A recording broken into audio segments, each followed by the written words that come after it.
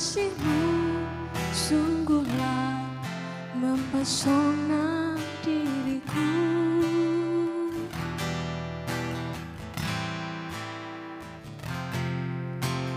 Tuhan, kuasa-Mu sungguhlah menggetarkan hatiku.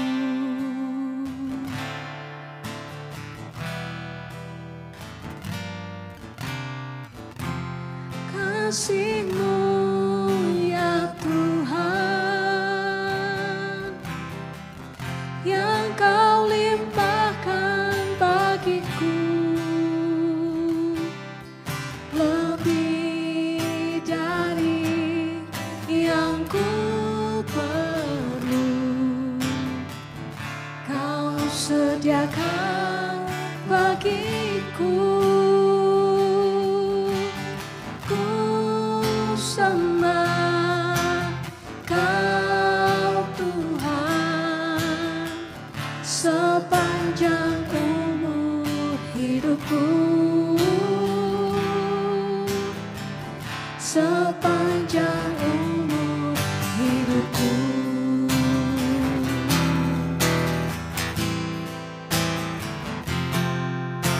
Tuhan, kasih-Mu sungguhlah mempesona diriku.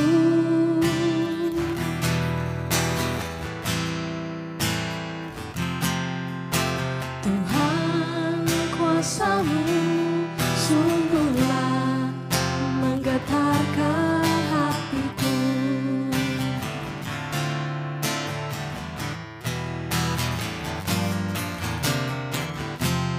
Kasih-Mu ya Tuhan, yang Kau limpahkan bagiku, lebih dari yang ku perlu. Kau sediakan bagiku. Ku sembah Kau Tuhan sepanjang umur hidupku, sepanjang umur hidupku.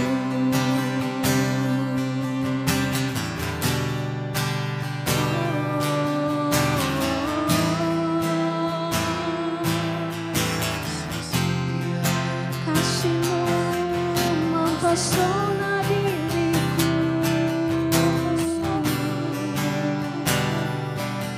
kuasa-Mu menggetarkan hatiku.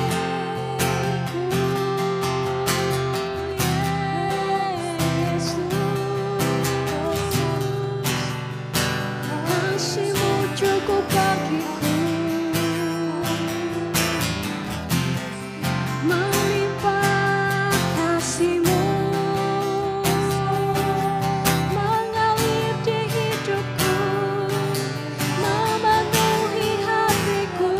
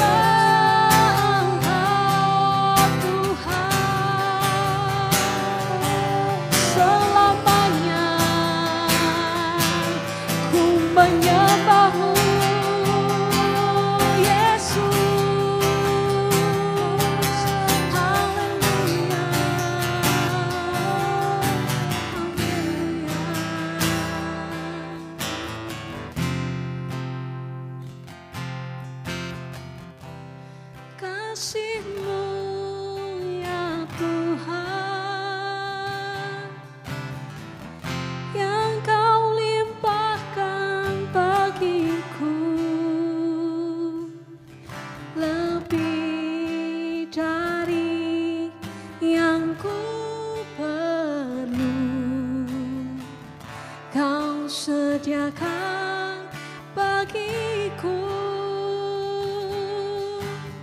Ku sembah Kau Tuhan sepanjang umur hidupku.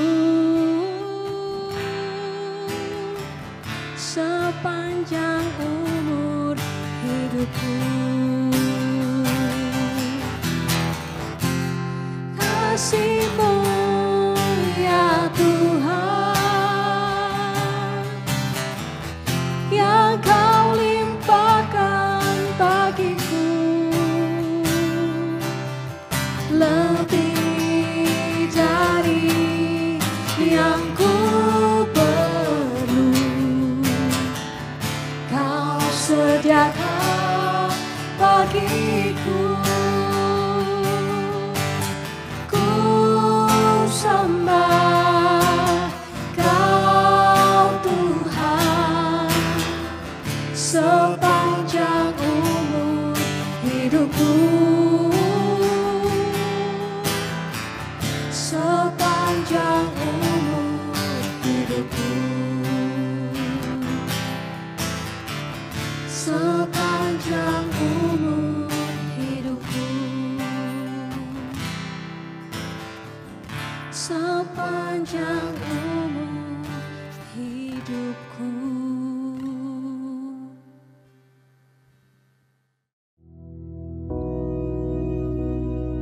Bapa kami yang di surga, dikuduskanlah nama-Mu, datanglah kerajaan-Mu, jadilah kehendak-Mu di bumi seperti di surga.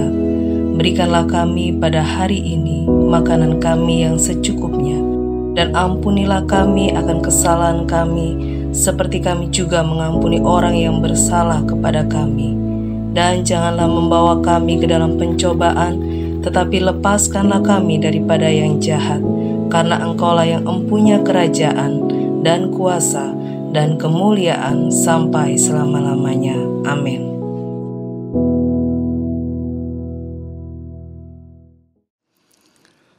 Saudara-saudaraku sekalian yang kekasih,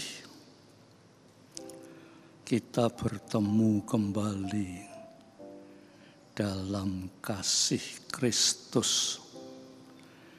Dan pada saat ini, sebelum kita akan merenungkan firman Tuhan, kita akan doa sebentar ya, saudara.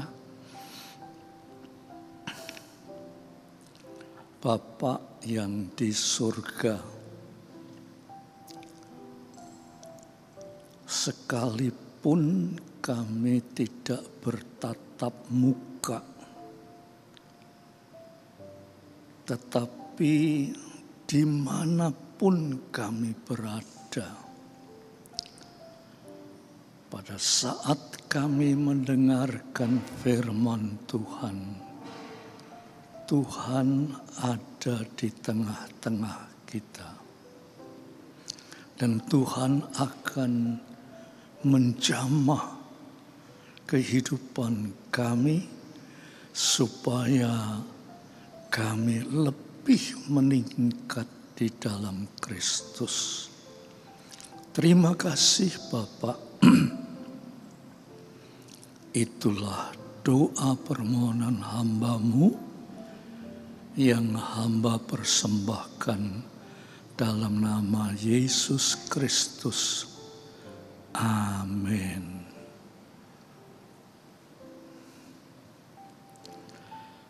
Pada kesempatan ini, saudara, saya akan mengajak saudara untuk membaca di dalam Injil Matius pasal 5 ayat yang ke-13.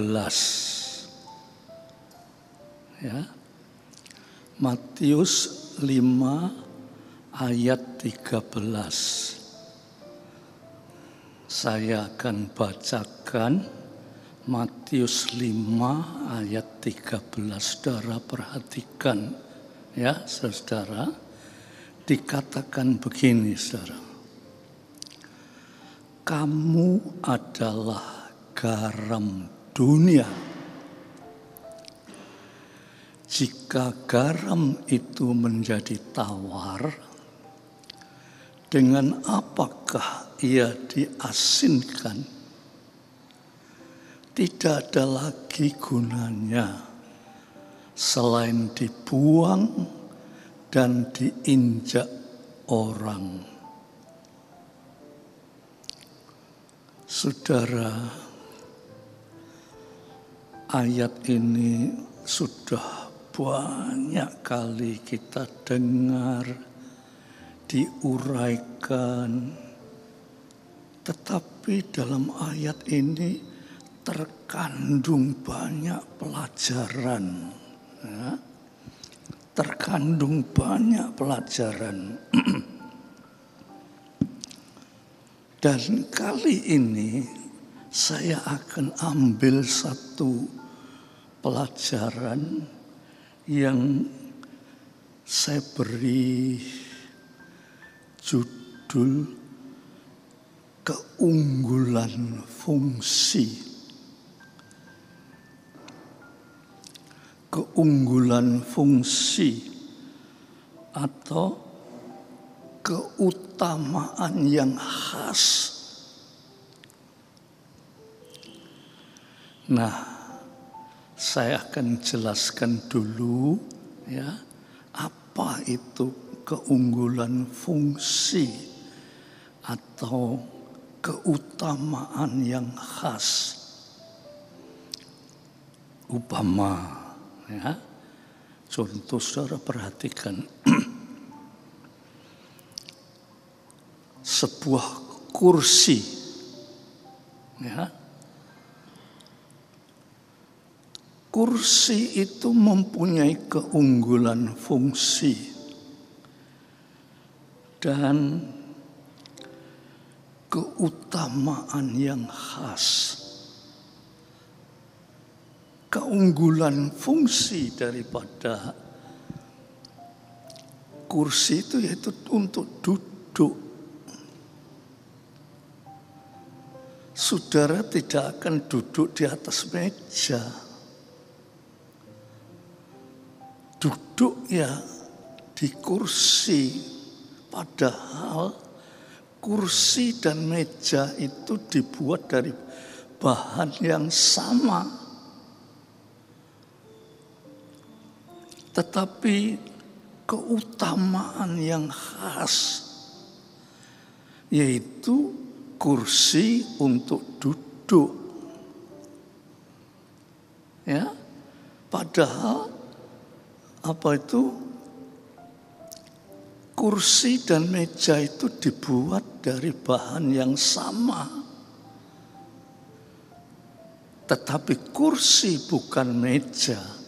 Meja bukan kursi, ya. Lantas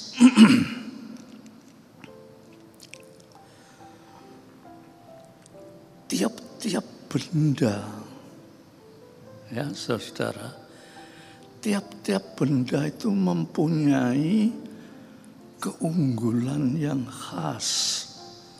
Ambillah contoh upamanya. Saudara itu ngiris-iris itu pakai pisau, ya. Pisau itu terbuat dari besi, tapi saudara tidak akan mengambil kikir. Saudara tahu kikir ya? Untuk ngiris-ngiris seperti pisau tidak. Sebab pisau itu mempunyai keunggulan yang khas. Yaitu untuk mengiris-iris. Kalau kikir itu untuk mikir-mikir lain fungsinya. Ya. Begitu juga garam. Garam itu mempunyai keunggulan yang khas. Tetapi garam itu, saudara-saudara, bukan keunggulan yang khas itu karena garam itu putih. Tetapi garam itu asin. Ya. Mungkin saudara bisa menemukan kerikil-kerikil putih, ya, yang seperti garam. Tetapi kerikil itu bukan garam. Dan kerikil itu tidak bisa disamakan garam. Sebab garam itu mempunyai keunggulan yang khas. Nah, sekarang saya ingin bandingkan, ya, antara garam dan peso tadi, ya. Garam mempunyai keunggulan yang khas. Peso juga punya, ya. Tetapi saudara, peso itu hanya untuk mengiris-iris saja. Peso tidak bisa untuk lain, ya. Hanya untuk mengiris. Apa saja yang bisa diiris itu pakai peso. Jadi peso itu pada hakikatnya keunggulannya pada hal-hal yang bersifat jasmani atau yang bersifat bendawi, ya. Tetapi garam itu juga bendawi, juga benda. Tetapi garam ini, saudara, mempunyai pelajaran yang lebih dalam lagi. Garam itu mempunyai rasa asin.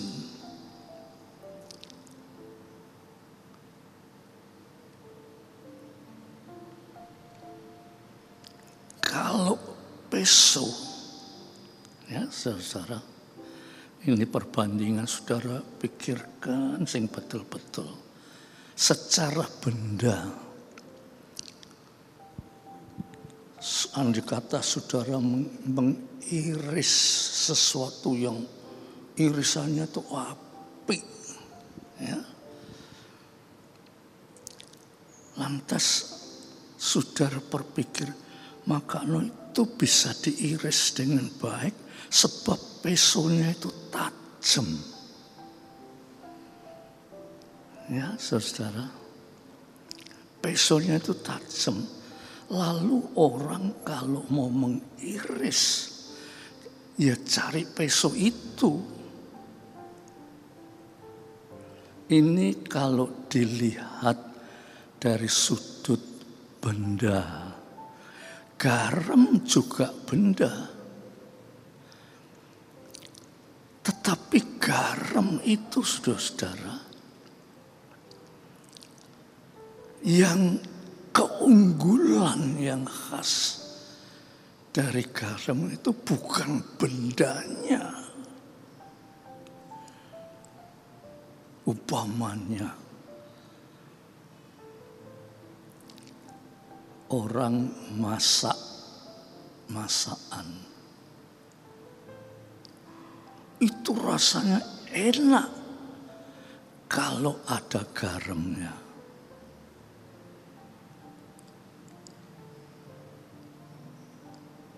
Tetapi satu masakan saudara akan tahu, masakan itu tidak ada rasanya. Diketahui kenapa? Sebab tidak ada rasa asinnya, itu tidak ada. Jadi masakan itu ampang rasanya.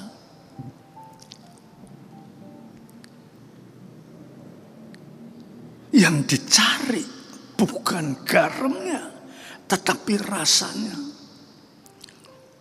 Upama, saudara, Saudara masak lantas dikasih garam.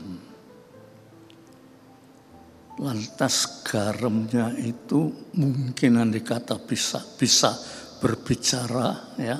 Loh, iki loh, aku garam sudah masuk dalam masakno, rasakno.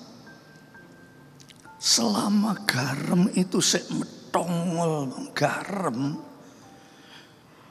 maka rasa asinnya pun tidak akan bekerja. Garam itu harus larut.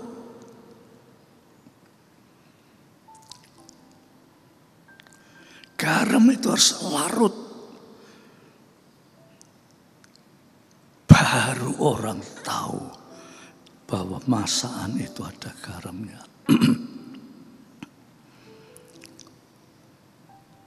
Saudara-saudaraku sekalian yang kekasih,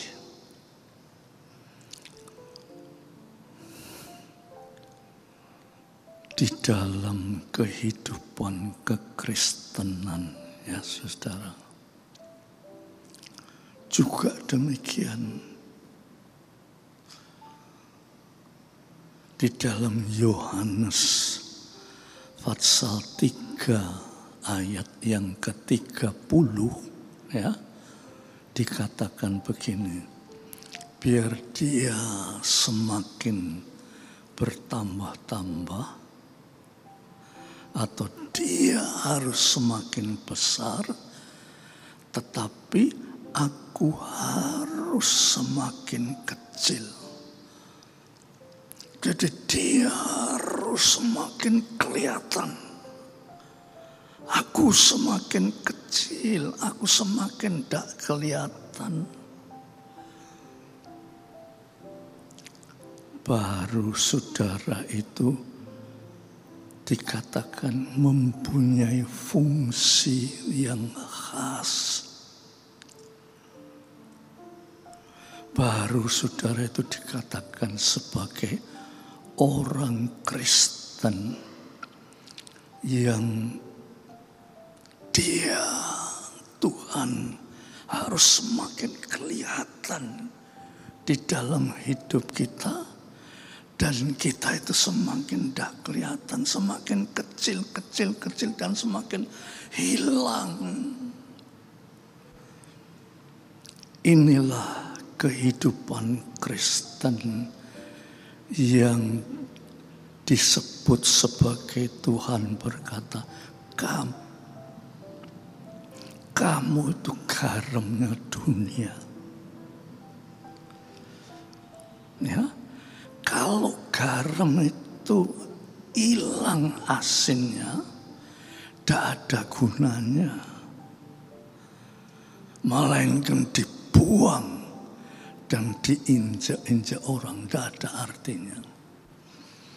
Kita sebagai orang Kristen, sebagai anak-anak Tuhan, sing penting itu tuh, dari hidup kita itu kelihatan Tuhan. Semakin kelihatan, kita semakin kecil, semakin tidak kelihatan. Yang kelihatan di dalam hidup kita itu Tuhan. Baru hidup kita itu berarti. Baru kita ini menjadi orang Kristen yang berfungsi. Baru kita ini menjadi orang Kristen yang mempermuliakan nama Tuhan. Sebab saudara-saudara, kalau tidak ya saudara-saudara, kita ini lantas apa sih artinya hidup ini? Ya, saya beri satu ilustrasi, ya, atau contoh. 500 tahun sebelum Kristus lahir di Tiongkok namanya Nabi Konghucu semua orang tahu. Ya, Nabi Konghucu semua orang tahu. Dia sebetulnya hanya manusia biasa, tetapi dia mempunyai pikiran yang tajam dan dia mempunyai karunia untuk mendidik. Satu waktu di antara murid-murid yang banyak itu, muridnya itu tanya, "Guru,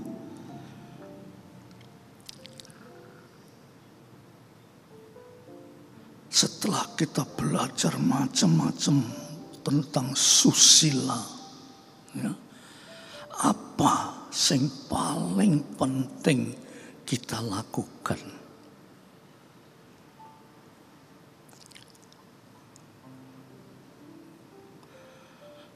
Ini Nabi Konghucu berkata, yang paling penting dilakukan itu nek menurut bahasa Tionghoa yaitu li. Li itu saudara artinya keunggulan fungsi. Li. Lantas Konghucu itu berkata, apa itu li? Li itu keunggulan fungsi. Upamanya raja dan rakyat. Raja harus mempunyai keunggulan fungsi yang disebut raja yang bijaksana. Itu raja itu dia memperhatikan rakyatnya, membuat rakyatnya makmur, subur, dan rakyatnya sehat dan aman. Itu namanya raja yang mempunyai li. Tetapi sebaliknya, rakyat harus menjunjung tinggi rajanya dan dia harus patuh, taat, dan hormat terhadap rajanya. Itu yang disebut li. Upamanya antara suami istri juga harus ada li. Suami harus mengasihi istri. Istri sebaliknya harus mengasihi suami. Suami demi istri dia mengorbankan apa yang dia bisa korbankan. Istri pun dia akan berkorban terhadap suami apa yang dia bisa korbankan. Itu namanya li atau keunggulan fungsi. Juga banyak hal-hal. Nah, saudara, kita kembali kepada Tuhan berkata, kamu itu garamnya dunia. Apa keunggulan fungsi garam itu? Bukan karena garam itu warnanya putih, bersih. Selama garam itu masih metongol jadi putih, dia tidak punya keunggulan fungsi. Tetapi garam itu harus melarut, hilang. Orang baru tahu rasanya garam. Begitu juga kita terhadap Tuhan Yesus. Yesus itu Raja kita. Allah kita. Allah yang Maha Kuasa.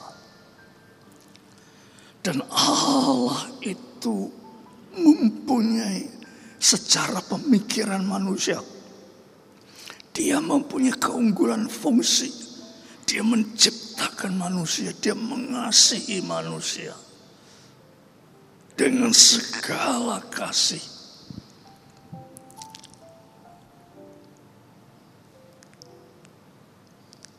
Sebaliknya, manusia harus sadar bahwa dia adalah ciptaan Allah. Dia harus menghormati Allah. Dia harus memuliakan Allah. Dia harus Allah yang nomor satu di dalam hidup kita. Sehingga hidup kita itu bukan kelihatan kita, tapi kelihatan Allah di dalam hidup kita. Itu keunggulan fungsi manusia. Seperti yang dikatakan Yesus, kamu tuh garamnya dunia. Nek garam itu masih kelihatan metongol putih, tidak berfungsi. Nek manusia itu sedikit kelihatan manusianya masih kelihatan. Manusia tidak ada fungsinya di hadapan Tuhan.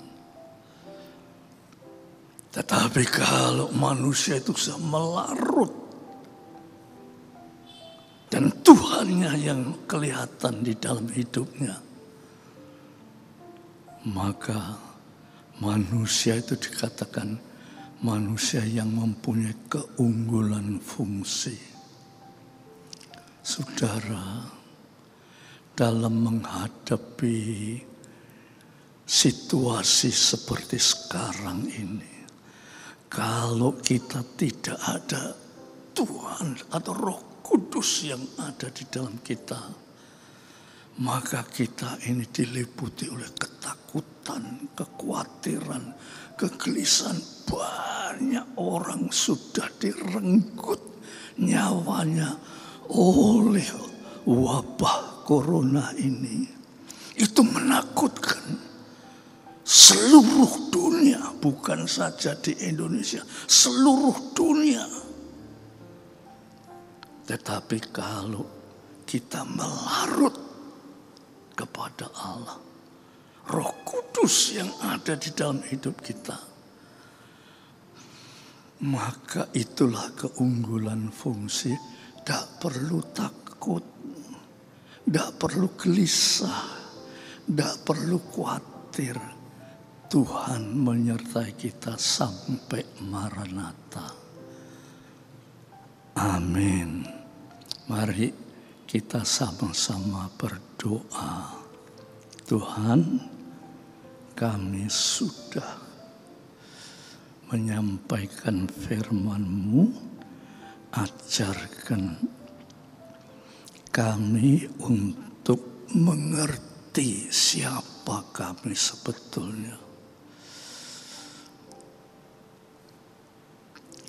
Menurut 1 Korintus 6:19 dikatakan, kamu itu bukan milikmu. Kamu itu adalah miliknya Roh Kudus. Dan Roh Kudus yang akan diam di dalam kamu. Kalau Roh Kudus ada di dalam hidup kami, tidak ada kuasa yang paling berkuasa di dunia ini yang sanggup mengatasi kuasa Roh Kudus. Bahkan penyakit apapun, wabah apapun, tidak sanggup untuk mengatasi kami. Terima kasih Bapak. Di dalam nama Yesus Kristus. Amin.